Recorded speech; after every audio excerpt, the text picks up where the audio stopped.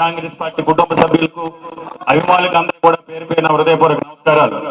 ఈ రోజు ఇప్పుడు ధర్మశ్రీ గారు అన్ని విషయాలు కూడా చెప్పారు. పంచదారులు అనేది 11వ శతాబ్దం నుంచి కూడా ఎంతో ప్రాముఖ్యత కలిగిన పుణ్యక్షేత్రం.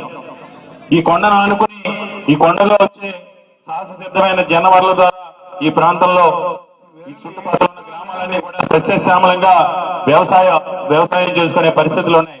అలాంటిది ఈ కూటమి ప్రభుత్వం అధికారంలోకి వచ్చిన తర్వాత ఎక్కడో రాయలసీమ నుంచి ఇక్కడికి వలస వచ్చిన ఇక్కడ ఉన్న ఎంపీ గారు కానీ స్థానిక శాసనసభ్యులు కానీ ధనార్జన ధ్యేయంగా కేవలం ప్రజల్ని మోసగించి వంచి అధికారంలోకి వచ్చాం. ప్రజలకు ఇచ్చిన హామీలన్నీ కూడా విస్మరించాం. భవిష్యత్తులో మనకి సంపాదించుకునే అవకాశం రాదు, భవిష్యత్తులో ఎప్పుడు కూడా మనం అధికారంలోకి రాము అనే ఉద్దేశంతో అన్ని నిబంధనలన్నీ కూడా తొంగలోకి తొక్కి అది ఈరోజు పంచదారుల కొండని ఏ విధంగా విధ్వంసం సృష్టించి ఆ పవిత్ర పంచదారులు ఏ విధంగా విధ్వంసం సృష్టించారో మనం చూసాం. ముఖ్యంగా ఇక్కడ ఉన్న అధికారులు కూడా ఈ రోజు ఎక్కడైనా ప్రజాస్వామ్యంలో ప్రభుత్వ అధికారులు ప్రజల సేవ చేయడం కోసం, ప్రజా సమస్యలు నెరవేర్చడం కోసం ప్రజలకు జవాబుదారీతనంగా ఉండాలి.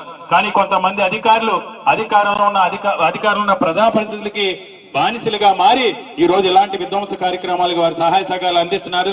ఏదేమైనా అధికారులందరూ కూడా ఎప్పటికైనా కూడా తప్పు తెలుసుకుని ప్రజాస్వామ్యయుతంగా ఏదైతే ఇక్కడ ఈ ప్రాంత ప్రజల కోరిక ఉందో దాన్ని ఆ డిమాండ్ ని మీరు గౌరవించి ఆ డిమాండ్ యాక్సెప్ట్ చేసి ఈ పంచదారుల కొండ నాన్ మైనింగ్ జోన్ గా ప్రకటించాలని అప్పటి వరకు కూడా ఈ రోజు స్థానిక జిల్లా అధ్యక్షులు బొడ్డేడు ప్రసాద్ గారు కానీ ధర్మశ్రీ గారు కానీ దీని మీద ఈ కార్యాచరణ రూపొందించి వారి వెంట అందరూ కూడా జిల్లా నాయకత్వం కానీ రాష్ట్ర నాయకత్వం కానీ వారు తీసుకునే నిర్ణయాలకు వెన్నంటుండి ఈ కొండని కాపాడి ఉన్నారు. కూడా మేమందరం కూడా ఈ ప్రాంత ప్రజల అభిప్రాయాన్ని